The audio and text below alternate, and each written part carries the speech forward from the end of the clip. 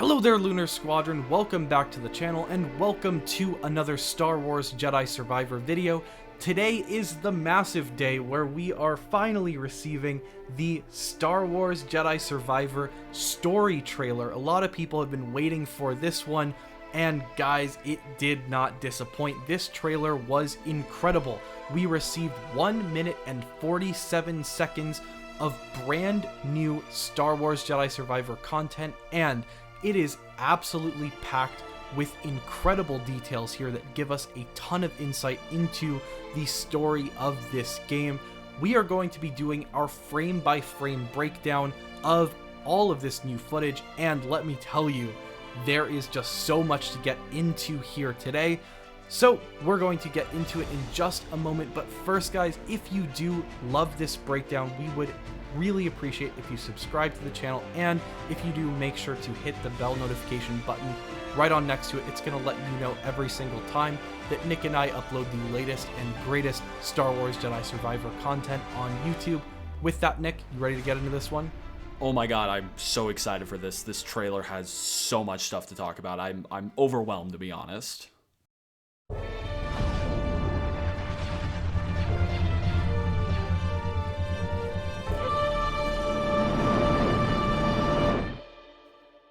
This trailer opens with Cal and Bode in a crashed Imperial ship. This is clearly not the Stinger Mantis. We know the Stinger Mantis is going to have a crash landing on Koboh at some point, but this is clearly not the cockpit of the Stinger Mantis. And if you take a look next to Cal, there is either a knocked out or a dead Purge Trooper commander that is clearly a Purge Trooper commander. You can tell from the red pauldron that he's wearing and the helmet he's wearing. The interesting thing to note here is that the Purge Trooper design is very similar to the design that was in Fallen Order. So we're not seeing like a Phase 2 variant here or anything when it comes to the Purge Troopers, but there is a Purge Trooper that is either knocked out, he is incapacitated in some sort next to Cal. Now, assuming this is a Purge Trooper ship, we know that they mainly utilize the Zeta-class shuttles, the TIE Reaper attack landers, and the Imperial patrol transports. So this ship that Cal has crashed in is possibly one of those. Now, what we know from the overall designs of those ships, this doesn't, to me, really match the cockpit design of the TIE Reaper or the Imperial patrol transport. So I really think that this might be a Zeta-class shuttle. The cockpit does seem to match that of the design of an Imperial shuttle. I don't believe it's a Lambda-class shuttle because the cockpits of the Lambda-class shuttles had 4 seats in it, and this clearly just has 2. We've just never gotten a really great look at the Zeta-class shuttle variant that the Purge Troopers use, but we do know for a fact that they have used those in the past. So I do think this might be a Zeta-class shuttle. Now, the cockpit window is broken. Clearly this ship has crashed, and the ship begins to shift, and all of a sudden it looks like it's hanging from a cliff, and as a result, that incapacitated Purge Trooper goes flying out of the window, and Cal is forced to grab onto the dashboard, and he's holding on for dear life so he's not to fall into this chasm down below. That would mean certain death for Cal. As the shot starts to cut to black, we see that Cal actually does slip and begin to fall. And it's not clear if he will be able to grab another part of the ship, if Bode will be able to grab him and rescue him or grab onto something, or if he'll be able to utilize the environment outside of the ship to save himself. But we do see here at the very end, he does begin to slip and fall just like that Purge Trooper commander. So pretty exciting sequence here early on in this trailer. The next sequence we see is incredibly exciting. We see the Stinger Mantis in hyperspace, and then it emerges from hyperspace, and there it is. The beautiful, the grand Coruscant. We are at Coruscant finally. That's right, Nick. Everyone will recognize this as being Coruscant here. And speaking of Coruscant, the next segment of gameplay actually features on Coruscant, right? Yeah, you wanted to see some Coruscant sequences, and I think we're looking at a Coruscant sequence right here. We see Cal is fighting off some Imperial Stormtroopers. They're taking some shots at him in the back, and he is fighting a Purge Trooper. We finally get to see Purge Trooper in actual gameplay, not just a staged combat sequence that we saw with IGN. And this Purge Trooper is using an Electro Staff, one of the weapons that they were most known for, and we saw featured in Fallen Order. Now, they are fighting in front of the Stinger Mantis, and you could see some cool lighting effects in this sequence. You could see the shadows of this fight taking place on the Stinger Mantis. So just shows off some of the cool lighting details that will be in this game. And It looks like they are on a landing platform on the planet of Coruscant. It actually shares a very similar red marking on the ground right behind the Purge Trooper that we see in a next shot that we also believe takes place on Coruscant. Now, an interesting thing to note here is that Cal does have his lightsaber. He is utilizing his lightsaber, but we know at some point that the Powan Senator from that teaser trailer will get his hands on Cal's lightsaber on Coruscant, unless that was a complete bait and switch tactic in the first trailer. We know some of that occurred in the Fallen Order marketing, so could just be a bait and switch tactic, but maybe this is a sequence in the game where Cal comes back to take his saber from that senator. We're not quite sure, but what we do know, Cal has his saber on Coruscant. Now, Andres, I want to talk about this next sequence because we see a lot of cool, exciting stuff that provides some insight into the story and just provides some cool lore details that we get for Star Wars. So first off, you see that same red marking that you saw on the previous platform. So again, I definitely think this is all taking place on Coruscant. Now, Cal is taking cover on this platform as he is under siege from an Imperial patrol transport. That is the ship that is shooting at him.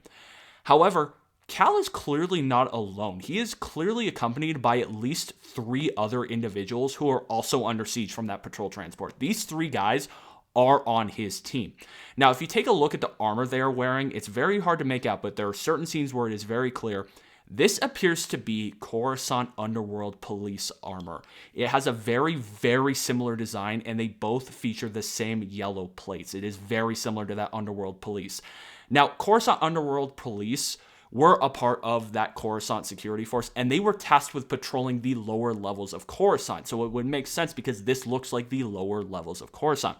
Now, when the Empire came to power, they actually worked in tandem with the Empire, and their ranks were bolstered by Stormtroopers. So that would make sense for those Stormtroopers also being in that earlier shot. Now, Coruscant Underworld Police and Stormtroopers would often patrol together, and they were both used to violently put down revolts and enforce Imperial relocation or detention policies of undesirable aliens and suspected rebel sympathizers.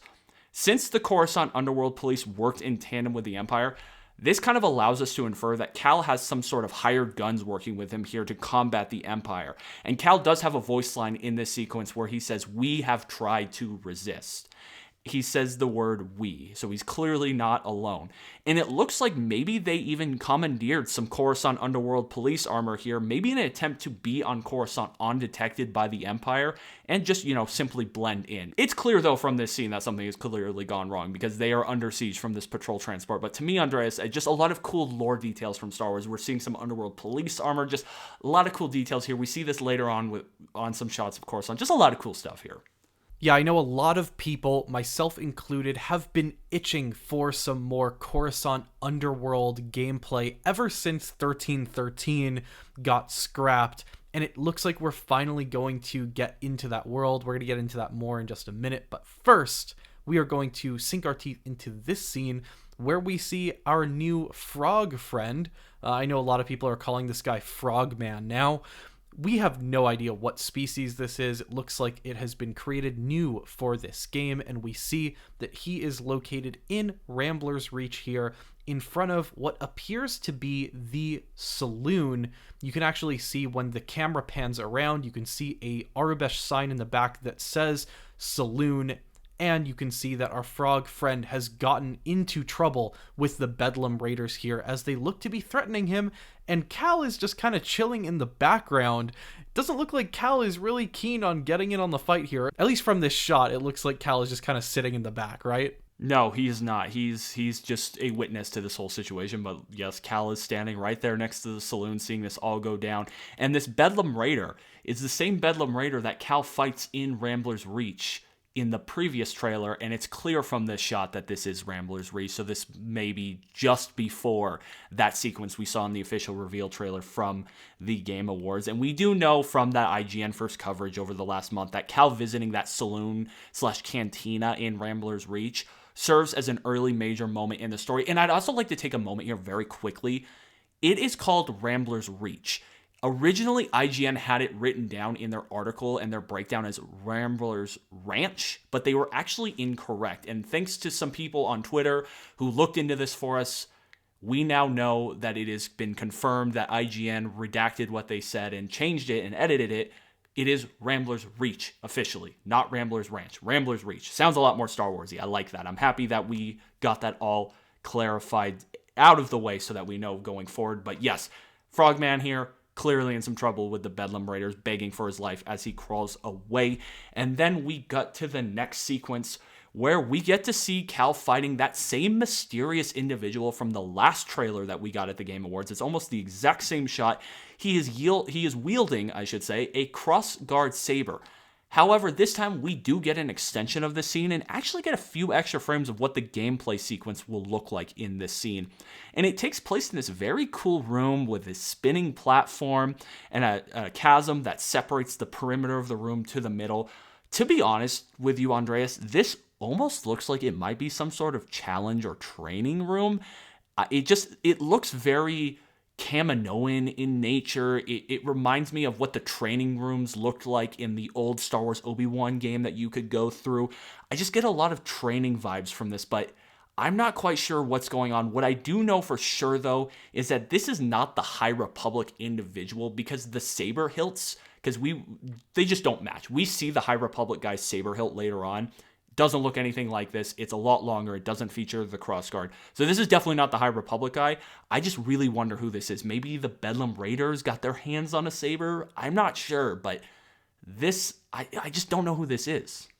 Yeah, for those of you who are still stuck on thinking that this person is the High Republic individual, I submit to you that this person is using his right arm to engage in combat here. He's using his right arm to hold the lightsaber, and we know that the High Republic individual is without his right arm, and he's only been featured using his left arm in this trailer as well as in trailers past, where we do believe that we've seen him using a red lightsaber in that first trailer. But you're totally right, Nick. This environment is totally reminiscent of a Kaminoan structure here. It looks just like Kamino, but I don't know if they would really take us to Kamino. I hope they do, but yeah, I'm not so sure about that, at least at this point. And then this trailer proceeds with this shot, which we have all seen by now. This is the shot that they used in the GIF, the promotional GIF that they used to promote this trailer and announce this trailer. And I just want to focus for a second on how beautiful this vista is, with the waterfall to the right, the beautiful rock structures and the lighting, the texturing. Big shout out to the dev team at Respawn here for how beautiful this shot looks. Yeah, you're absolutely right. Whoever was working on this shot did a phenomenal job. Just really did a great job. The environments in this game just look so beautiful. This game looks so great from this 4K trailer. And again, this is just a shot of the Stinger Mantis, presumably coming in for its crash landing on the planet of Koboh, that we know will happen very early on in Jedi Survivor. Now, as we continue, we get our first moment from this trailer that has surely set the internet on fire. The live chat lost their collective minds when this scene came up. We finally get to see Merrin for the first time in Jedi Survivor, and official confirmation of her return, and she is rocking a brand new look from what she had in Fallen Order. Her outfit is completely different, her hair is completely different, she's rocking a new look. And this scene features Cal and Merrin sitting around a fire that it looks like she has created using the Night Sisters magic, and she provides a very interesting voiceover over this sequence, and it kind of bleeds into some of the other sequences where she says, "Cal, look into the fire, it will warm you, keep you company, but left unchecked, it will consume you, everything, until there is only ash." So it looks like Merrin has picked up some philosophy over the last 5 years. A very insightful comment that perhaps provides some insight as to, the direction, the philosophy of the story of Jedi Survivor. Just a great voiceover line here from Merrin. But the exciting thing to take here, Merrin is back. So for all of you who are worried about Merrin, there she is. The whole crew is coming back. Now this next shot, I love this next shot. This shot, we get to see this incredible shot of a patrol transport flying through the galactic city of Coruscant, and it appears to be approaching what looks like an entrance to the underworld of Coruscant. That's what that building there in the middle to us looks like. It looks very reminiscent of the entrance from the concept art for 1313, what we've seen from the entrances to the underworld from the Clone Wars series. To me, that looks like an entrance to the underworld, and we know that at some point in this game, Cal will make his way to the undercity of Coruscant. And Andreas, we have some details from this ship that provide some further evidence that we are headed towards the underworld here. Yes, we do. So just like Nick was saying earlier, we know that Cal will be traveling with his Underworld Police friends to the underworld of Coruscant, and this ship here is actually a Underworld Police patrol transport. And just one way that we can tell that it is if you look at the bottom left-hand side of the ship, you can see in Arabic, it actually reads police. And if you really squint in closely, you can see that there are a few Underworld Police uniforms, or people wearing Underworld Police uniforms, lined up in the ship. And later on in the trailer, you're going to be able to see that Cal is actually in this patrol ship as it does make its way towards that underworld entrance. I think this is going to scratch that 1313 itch for a lot of people. It's definitely going to do that for me, as I do hope that there will be some sort of reference or maybe homage to 1313, maybe the level that we go to. I am wondering which level Cal is going to go to, if it's going to be 1313 or maybe a different level. We will see very shortly, guys. And then we do get this shot, which is a reunion between Cal and Greez. And I would love to point out that if you look at Greez's top right arm, it is a mechanical arm. And if you want to know and learn how he lost that arm, I would direct you to Battle Scars. I don't want to spoil it for those of you who haven't gotten a chance to read the book yet. But Nick, we do learn in that book that he does lose that arm, right? Yeah, you're absolutely correct. We don't want to spoil exactly how it happens for those of you who have not read Battle Scars yet, because it just came out. We know how it goes down, but Greez is rocking a Mechno arm because of the events of Battle Scars. So if you're interested in knowing what happened, definitely go check that out if you want to know why Greez all of a sudden is missing his upper right arm. And then we see Bede come into the frame very quickly. He looks very excited to be there and see Greez again. And then just another thing to point out, this is the first time we're finally officially seeing Greez again. We know that we are on Koboh to find Greez because we got that from the IGN gameplay where the IGN editor slipped up and revealed that that was the task. So we knew Greez was going to be returning in this game, but now we just have, again, further confirmation. We finally get to see him again. We get to see him 5 years later, what he looks like, and he's rocking that Mechno arm. And here he is on Koboh, the reunion between Cal, Greez, and Bede in the cantina, presumably on Koboh. Very cool sequence. Just love to see the crew getting back together. And then we get this next sequence where we get some additional shots from Coruscant. We see the patrol transport taking a shot at Cal here. Quick thing I just want to mention from that first shot, Andreas, with the patrol transport, you could see an area there on the pillar that Cal will be able to use to grapple onto. That is what the grapple hook, interactive location in this game will look like. And there is just some Arabic there on the pillar, but it's nothing too important. It just says process and some other words. But this is clearly Coruscant patrol transport taking a shot at Cal. And then it cuts to the next shot. We see Cal very angrily igniting his lightsaber. Doesn't look like he's having too great of a time. Great asset here for thumbnails for us, so very excited about this shot. And then this next sequence, we actually think is from a brand new planet as Cal crosses a bridge in extremely low visibility because he's covering his face from this ongoing sandstorm. To me, this is clearly not Koboh. The topography, the environment just simply doesn't match. This just looks like a brand new desert-like planet. Really reminds me of the Blade Runner desert planet. If any of you have seen the sequel to Blade Runner 2049, I believe it's called. He goes to a planet that is very orange and deserty like this, and I'm just getting the same vibes from this. And then as he's crossing the bridge, that storm appears to cause a nearby rock pillar to actually collapse.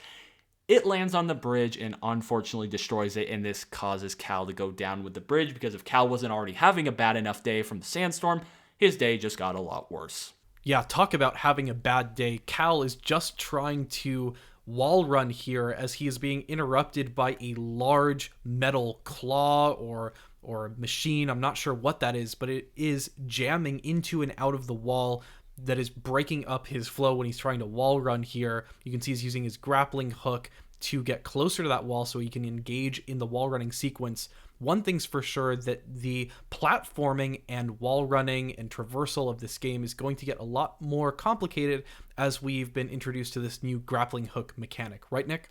Yeah, you're absolutely correct. And there is one thing before we mention that I do want to point out. We do think this takes place on Koboh. We know the Bedlam Raiders on Koboh utilize a lot of the Separatist machinery and technology. I just wonder, this really reminds me, if you think back to the Clone Wars and Battlefront 2 on Kamino, the invasion of Kamino, where the Separatists were using those droids with the long, like, octopus-like arms to stab into things as a way to invade for an invasion point. It just makes me wonder if that's the same type of machinery here, those long arms that they use to stab into things. So I just wonder if this is some of that Separatist machinery here, because I do think this takes place on Koboh, so perhaps these are the Bedlam Raiders. But you're absolutely correct. The platforming looks insane in this game. It looks incredibly dangerous. We see Cal having to dodge these robotic arms. We see him use his grapple hook to get to next sequences of his wall run. Just a lot of exciting stuff going on here. High pumping, high adrenaline stuff here. So one other thing that I'm seeing just in the background here, if you look past all of this smoke and debris here, is you can kind of make out a silhouette that is wall running in front of Cal there with some sort of like a green trail. And you know what? I just think that this might be Merrin here running ahead of Cal. And if so, this would be massive for this game because A, it confirms that Merrin is a companion character, and B, like we saw with Bode in the past, this shows that companion characters in this game aren't going to be taking a backseat role. They're going to be getting in there with Cal. They're going to be traversing. They're going to be wall running. They're going to be doing the platforming sequences. This is a great thing for this game. That's a phenomenal catch. That was a great catch.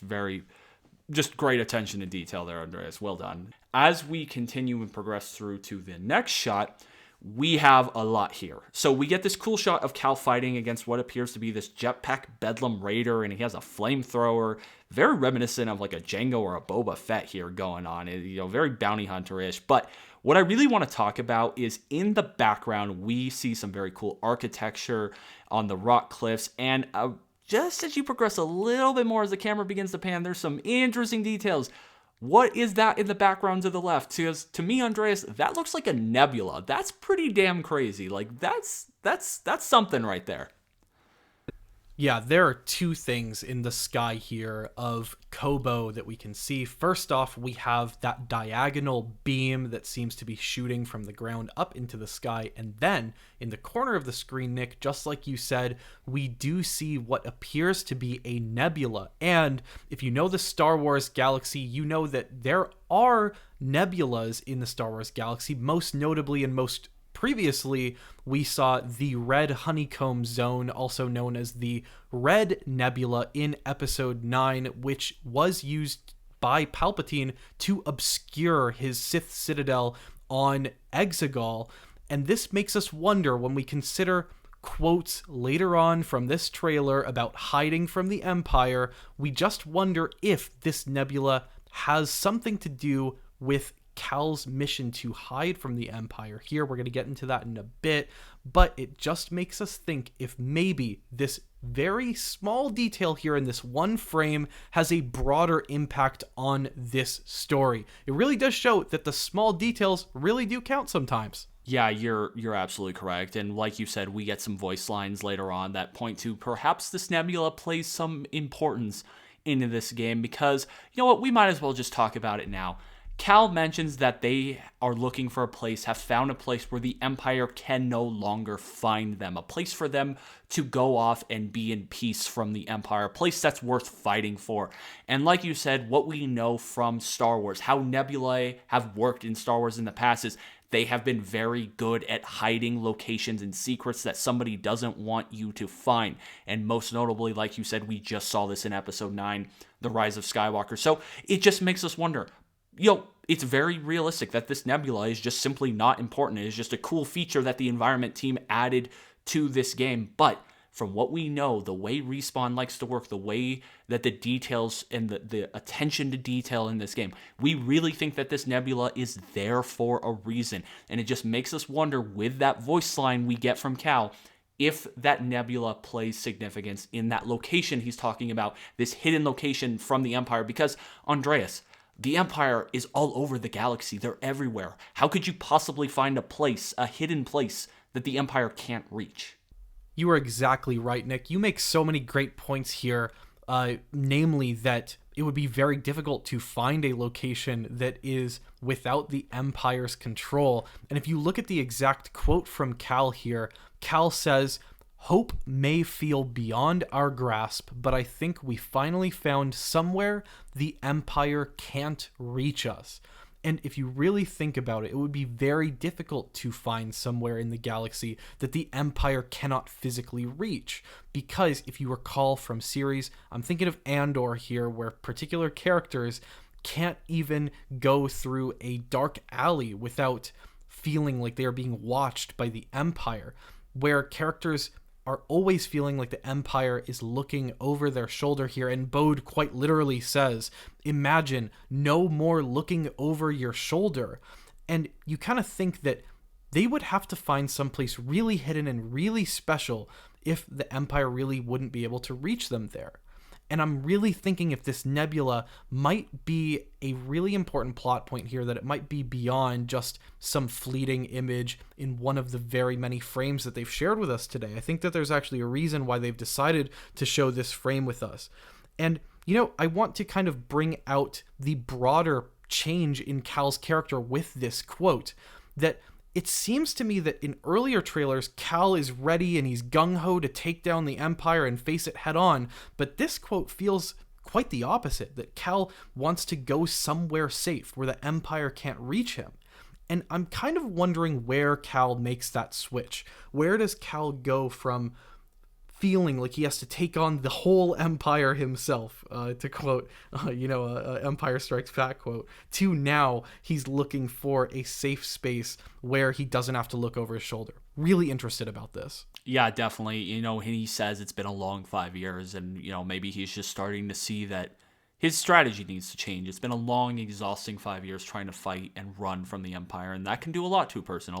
That's a lot of time for a person to change and experience things. So just very interesting to see the shift in Cal's mindset from Fallen Order, want to take on the galaxy, to perhaps a more reserved Cal who's been there and beaten up by the Empire. So just very interesting. Now, the next sequence we get is another shot from Koboh, and there is a lot to take from this brief sequence. First off, we see Cal utilizing these floating points and rock pillars to platform his way towards the structure in the background. Now, we've seen this structure before from previous trailers and gameplay footage. That is the structure that you can see out in the distance behind Rambler's Reach. This structure is again located on Koboh, and now this structure appears to house some sort of weapon, or itself is a weapon, as it is shooting off a laser beam into the sky. We saw one of those beams in the previous shot, and it is of that similar bluish color that we saw from that laser beam in that shot. And in the clouds down below, you see another laser beam being shot from a different, presumably, structure or location. And these sustained beams both appear to be shooting in the same direction, and maybe they're even targeting the same thing here.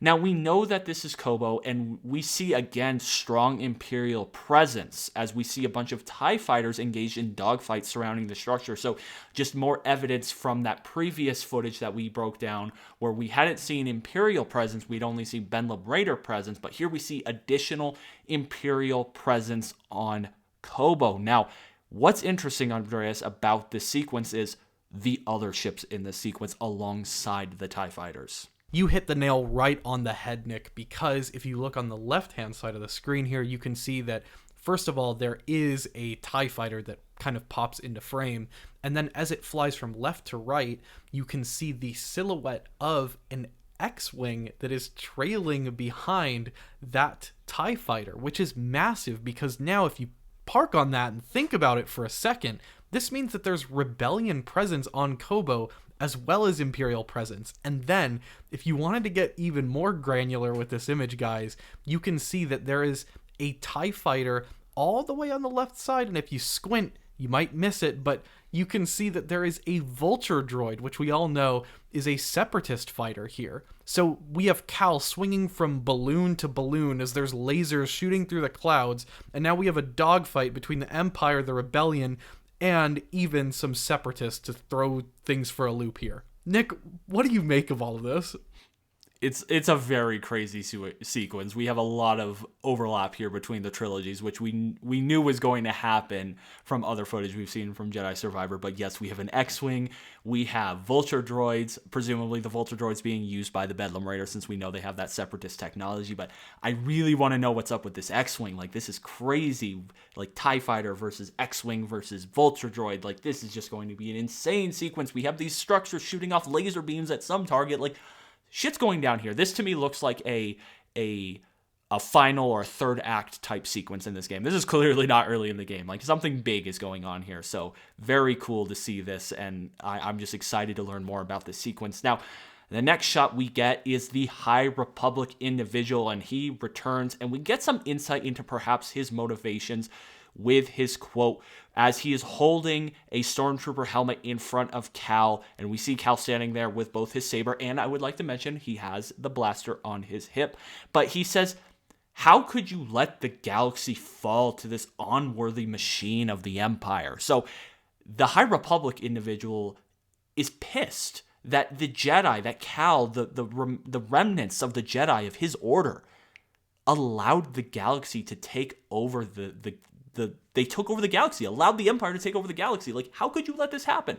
So it just provides some insight as to what his motivations are, what he's thinking as he comes out of this bacta tank. And as the camera pans throughout the sequence, we get a great look at his saber, and it appears to have signs of perhaps even being a double-bladed saber. It's pretty lengthy, and it looks like it even has two emitters. And if you look at his chest, on his robes, finally, confirmation that he is part of the High Republic, as the High Republic logo is right there on his robe. So if you were skeptical that this guy was from the High Republic, there is your confirmation. And then as the camera pans, as he tosses that helmet towards Cal's feet, we will also see Bode, very blurry and very briefly there in the background. So just a lot of interesting stuff going on here. Last thing I want to know, Andreas, before I turn it over to you here, is this room looks very similar to the room that we saw Cal fighting that Bedlam Raider, I'm assuming, guy with the crossguard saber.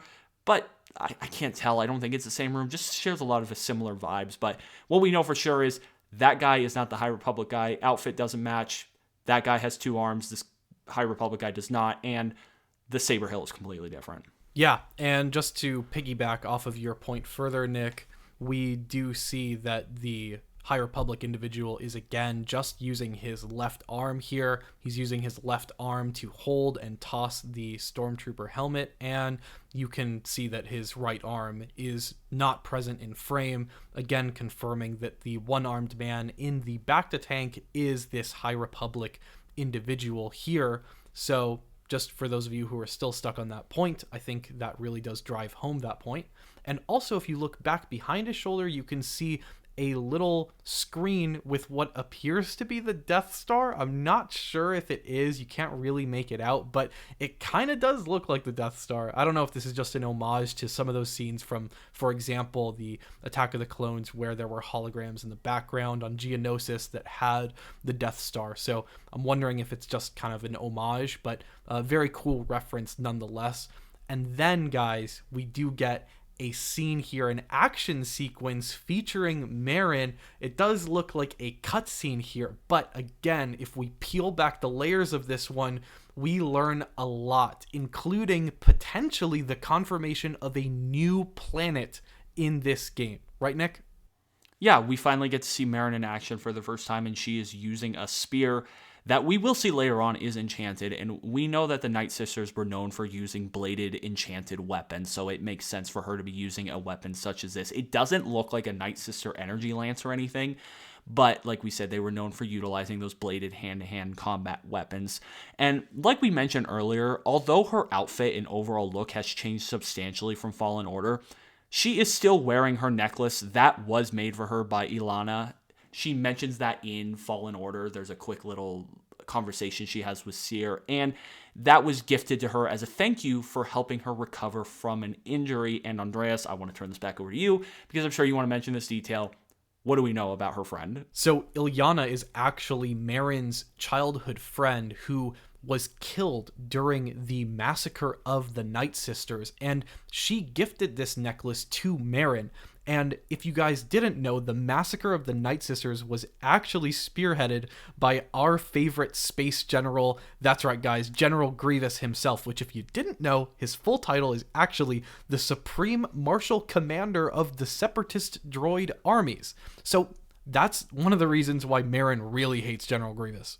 I just wanted to give you that opportunity to get Grievous in a Jedi Survivor video, but after she's done beating the trooper with her spear, she actually utilizes some sort of magic force push to repel the trooper that is very cool. So we get to see some more of Merrin's abilities. And then as it kind of scrolls a little more, you kind of see what looks like a Jedi statue there behind the Stormtrooper. That looks like a guy, a hooded individual, a robed individual holding a lightsaber in his hand. So just something interesting to point out that we'll talk about here in a few extra shots, but pretty interesting to talk about, Andreas. Yeah, we're going to get into this later because this isn't the last time that we see a similar statue of a Jedi holding their lightsaber in front of their chest just like this, and it might be very important in revealing the new planet in this game. But first, we are going to take a look at what we think is the introductory scene for Ravis in this game.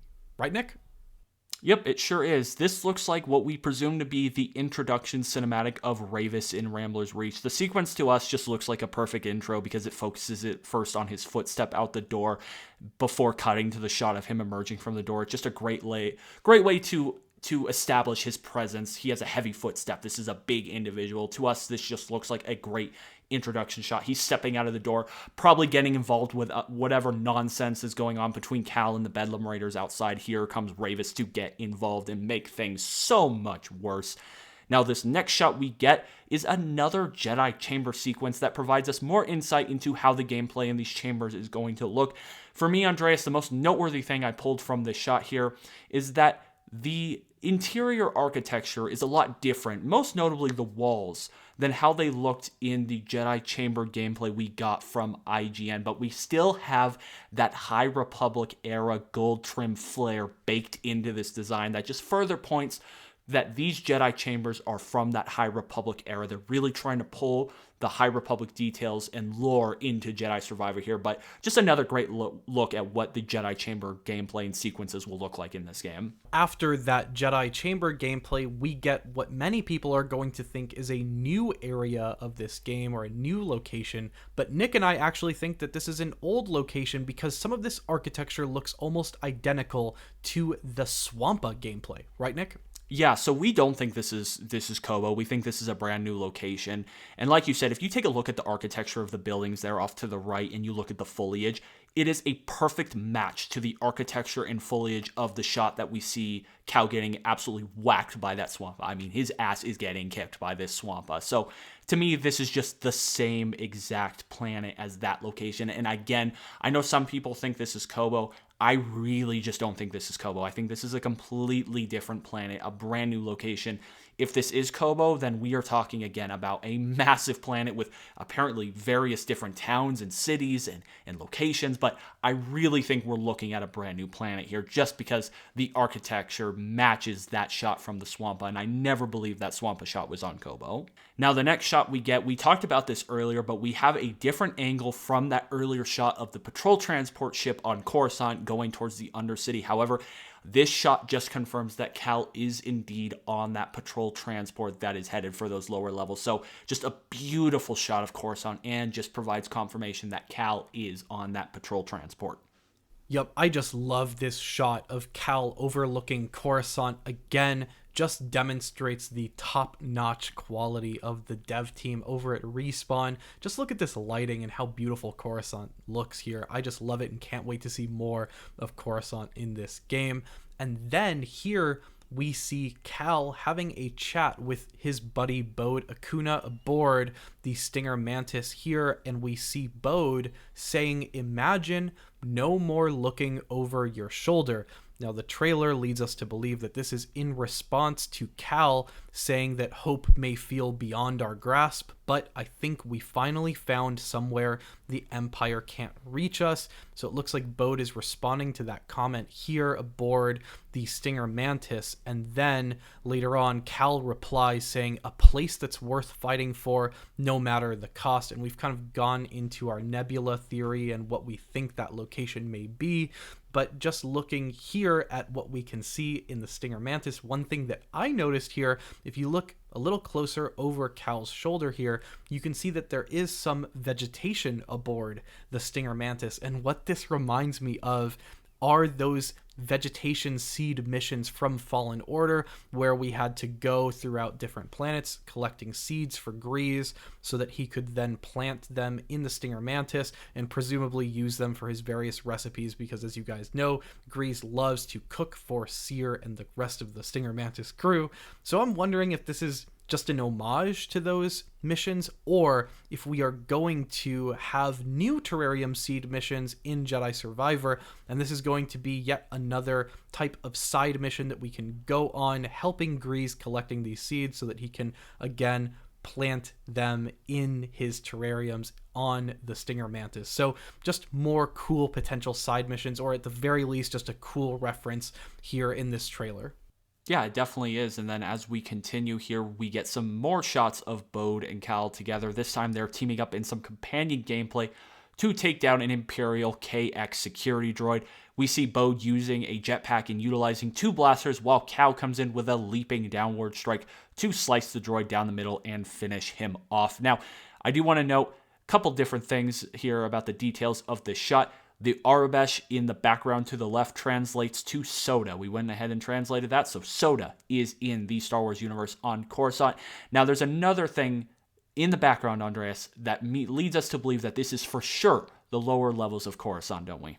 Yes, I want to focus on the back of the frame here. If you guys saw our breakdowns for the LEGO Star Wars The Skywalker Saga trailers, notably the Coruscant sequences of those trailers, or if you're just a fan of the Attack of the Clones, you'll recognize this door as being the door for the Outlander Club from the beginning of Episode 2. Now, we're not so convinced that this is actually the Outlander Club back here, but it definitely looks like it's at least an homage to the door of the Outlander Club, and it's just another reminder that the dev team over at Respawn has really done their research here, and it doesn't go underappreciated. We really appreciate little touches just like these that make Coruscant feel like Coruscant. These little details like the door from the Outlander Club that make it just feel like the underworld of Coruscant from the movies. And this scene definitely makes us feel like we are present here on Coruscant. Yeah, it really does. And like you said, I'm not saying, or we're not saying that this is the Outlander Club, but it is the exact same architecture that is used on Coruscant for doors. So it's further evidence that this shot is for sure taking place on Coruscant. It shares that architecture, that design of the door that we know from a location is on Coruscant. Now, this next shot, we get to see Cal, Greez, Merrin, and Bede all standing around a holotable on the Stinger Mantis, looking at an unknown location. This is where the voiceover from Cal is talking about finding a place that the Empire can't reach them and it being a place worth fighting for. And assuming that this isn't a bait and switch tactic with the dialogue, he could possibly be referring to this location on the holomap. Now, this location looks a little too small to be a planet. It looks more like an asteroid, but it's just interesting. There's clearly a point of interest on here, Andreas. You see that red triangle. So it just really makes me wonder, what are they trying to accomplish by getting to this location? Is this the hidden location that they're talking about? Is this perhaps a location that is hidden in a nebula, if our theory about the nebula is correct? Or perhaps this is the location where Cere is located, because we know for sure from this shot, Cere is the only person missing from the crew here, unless she's behind the camera. So just really interesting about why are they so interested in this location? An asteroid of all things. The last thing I want to point out from this shot is just if you look at the background, the window, they're still on location. They're still on a planet. They're not out in space on the Stinger Mantis, so they're still on the ground. It's not too significant, but they're just still on the ground. They're not in space. I just wanted to point that out because we love pointing out the small details, and everyone yells at us for it, but I have fun with it. So as we continue, as we drag on here throughout this breakdown, we have this incredible shot here. We get some companion gameplay. However, in this case, the companion is not Bode, but actually Merrin. And we get this cool team-up animation of Cal slashing the scout trooper before force pushing him into being impaled by Merrin's enchanted spear. And I say it is an enchanted spear because she makes it appear using her magic out of thin air. It's not on her back. It's not like on her person. She uses her magic to make the spear appear. So it's clearly an enchanted spear. She then picks up the poor scout trooper who's having a really rough day, and she body slams him because getting slashed by a lightsaber, getting force pushed, and then getting stabbed by a spear was just simply not enough for Merrin in this sequence. She had to finish him off with a body slam just to really make sure he was dead, because you weren't sure up to that point. And also, some other details I want to point out about the environment going on here. We see a severed scout trooper leg laying there right behind Cal on the ground. So again, as the camera pans, we get further confirmation of dismemberment gameplay, at least with scout troopers. Cal really likes cutting off the legs of scout troopers in Jedi Survivor, apparently. And Andres, we noticed something else about the environment, didn't we? Yes, we did. If you look in the back right-hand corner of this frame, you will see yet another statue of a Jedi clutching a lightsaber in front of their chest. I'm not sure who this Jedi is, but it looks very similar to the last statue that we identified earlier on in the trailer with that action sequence with Merrin. However, this statue looks to be much taller, and if you just consider the size of this statue as well as the overall topography of this scene, it really got us thinking whether this could be Jedha, because as you know from Rogue One, we saw Jedha City, the holy city of Jedha, and the Protector, which was a statue that had fallen just outside of the Holy City. It was one of the 4 massive statues which served as beacons of hope for the Jedi. And as we know, those had fallen long before the events of Rogue One. However, this leads us to believe these might be other new statues elsewhere on Jedha, and perhaps this plays in with the whole Cere plotline with the archives where she's looking to find herself as a Jedi. Maybe, just maybe, this all takes place on Jedha. No, you're absolutely right. When I was looking at this, the environment, the lighting, the color, the environment, the topography, all matches almost exactly with Jedha, and it would make sense for Cere to be located on a location like Jedha, because that is, like you said, a place for people who believe in the Force to go and, for spiritual guidance, to find themselves again. And that just really lines up with what we know about Cere's character from Fallen Order. We know that Cere will be located in some sort of rocky place similar to this, because that location she's in is built into the side of a cave. It just makes me wonder if this is Jedha. The person she is with on Jedha kind of is in more of like a religious getup, that spiritual getup that she's with in those archives. So it just really makes me wonder if this is Jedha and we're here to get Cere, and Cere might be located on Jedha. We don't know for sure. It's definitely not Koboh. Definitely makes me wonder if this planet is Jedha. It at least looks heavily inspired by Jedha. We have just a couple more shots to get through here. We're nearing the end of the trailer. And the next shot we get is of Cal punching what looks like an Imperial Jump Trooper, a variant of the Imperial Jump Trooper. The Jump Trooper design has changed a lot throughout the course of Star Wars, so just if you match it up, it looks a lot like an Imperial Jump Trooper, plus he's in the air with a jetpack, so it would make sense for this to be a Jump Trooper. He's punching him in the face mid-flight. This makes me wonder, did he grapple up to him, or was he grabbed by the trooper? He could have just like redirected his shots with his saber or like slashed him, but he decided to grapple up to him and then repeatedly punch him in the face. Like, we're just going very overboard with the combat in this game. There's a lot of unnecessary punishment being dealt out by Cal and his companions here. Like, they're very angry with the Empire. They're making things incredibly personal here. Yeah, I don't see Cal's lightsaber here, so this might be just one of those sequences after Cal loses his lightsaber to the Powan, and he has to resort to running around punching stormtroopers in the face. Now, of course, I'm kidding here, and I don't actually think this is a mechanic. Of course, we know that Cal also has a blaster in this game, but it's just funny to see Cal as a Jedi jump up onto a jump trooper and start punching him in the face. Anyway, this next shot, we do see a beautiful shot of Bode here, just in front of Cal on the Stinger Mantis, and how great does this shot of Bode look? Just the cracks in his paint and the overall graphics here. Just a great artistic job by the team over at Respawn. Yeah, you know what's funny about this shot here is I was really hopeful from the story trailer to get some new assets to use for thumbnails from Cal, and the best asset we got is this shot of Bede. So Bede is the best asset we got of a thumbnail shot from this game. So looks like I'm going to be having to throw in some Bede shots on our thumbnails going forward. But yes, great look at Bede. Speaking of an intense scene, he looks very intense here. Like, Bede's very interested in whatever's going on. And then as it progresses, we see Greez here on the Stinger Mantis in front of the holo table. He's very excited about something. And then I'm assuming he's excited to see Merrin, maybe. Like, maybe this is when Cal brings Merrin on board. He's, like, excited to see her again. Maybe Greez, because you go get Greez first, and then maybe you go get Merrin, and he's excited to see her again. He just looks very excited to see something or someone. And then this next shot is really the last shot I want to focus in on. I know there was some stuff you wanted to talk about the very last shot in this trailer, but here we finally get to see Cere in the trailer, and she is with Cal. We haven't seen Cere at all up to this point in the trailer, and we really haven't seen much of Cere as a whole in any of this marketing or footage we got from this game. And I just wonder, the lighting and the topography of this shot is very similar to that earlier one of Merrin and Cal together. So maybe all three of them are together in that shot with the campfire or with the fire, but I don't know. We're not sure it's the same location. Just the lighting and the overall look of the environment matches, but we're not sure.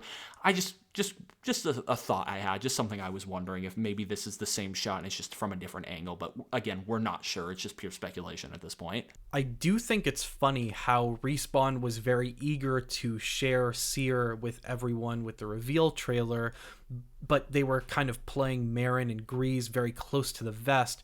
And now it kind of feels like they've really played it close to the vest with Cere in this trailer. I feel like after this trailer, I know so much more about Merrin's involvement in the game and Greez's involvement in the game, but I'm still kind of finding myself questioning Cere's motives and really not knowing what Cere is going to be doing in this story. What role is she going to play in this thing? And beyond the whole Jedha City speculation, it does seem like we don't really know how Cere is going to play into this whole thing. So I'm very interested there. And then this trailer closes out with one final shot of Cal, who is very happily piloting the Stinger Mantis here. He is straight up smiling here as he is using the Stinger Mantis to barge into a TIE fighter. Just another example of Cal happily beating up Stormtroopers and happily taking it to the Empire here, to the point where he's literally smiling as he's piloting the Stinger Mantis. This shot really reminds me of the Death Star 2 sequences from Return of the Jedi. Just this very narrow area that the Stinger Mantis is flying through here. And this is just another demonstration of how graphically incredible this game is. Just look at this shot of the Stinger Mantis, and I think back to the Stinger Mantis of Fallen Order. Not that it looked rough or anything, but I just think that this is another level here. And this is just a great shot, a great action-packed shot to close out this trailer this time. Yeah, it really is. Just really impressed by the overall visuals in this game from this trailer. Very, very excited. But there you guys have it. We've made our way through it. An hour or so later, we have made our way through the entire minute and 47 seconds. Like we said in the intro, there was so much stuff to talk about. So much surface level stuff. So many details in the background that you have to research and really understand the lore of Star Wars. Respawn has really done their research here into the lore and story of Star Wars to put together a very comprehensive and overlapping Star Wars experience.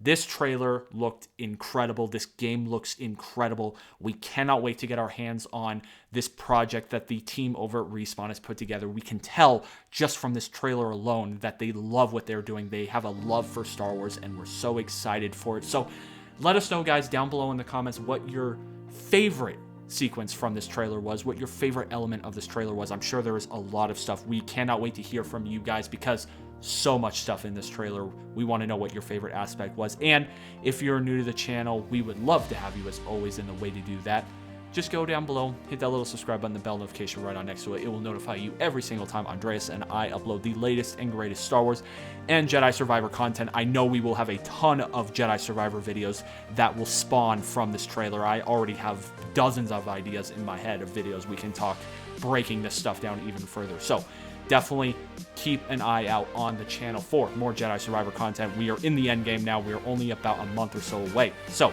get hyped, get excited. It's almost here. But guys, that is going to do it for us for this one. Thank you all so much for watching. And as always, we will see you all next time.